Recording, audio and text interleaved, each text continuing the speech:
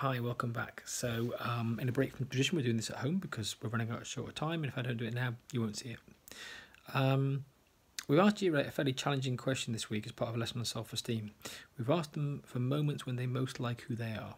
So we're not saying when you happiest, we're saying when do you like who you are, and we tend to get two kind of categories of answers come back for this.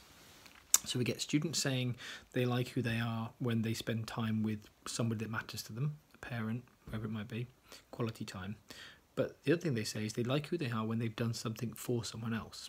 I like who I am when I spent time with my nan because she was quite lonely. I like who I am when I gave my time to go and do this for someone if I didn't want to. They like that act of generosity. And this is quite exciting because scientists around the world are getting pretty excited about this because this is intuitively something we know, but now we can back this up. We know that when we're grateful, and when we're kind to other people, we get this rush of dopamine. And we're finding that they've done studies around the world. They've studied people in the UK, they've studied people in France, but they've also in Germany, America, whatever it might be. But they've also gone to developing countries, and they found that these things are true no matter your circumstance, rich or poor.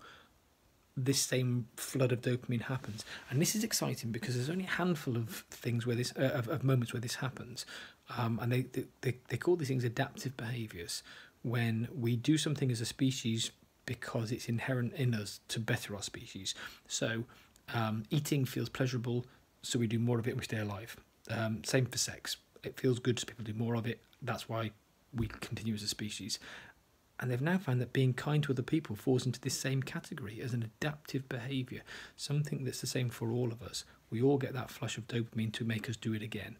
And this is really exciting, the idea that it's inbuilt within us. It's a human trait that we are happiest when we are focusing on other people.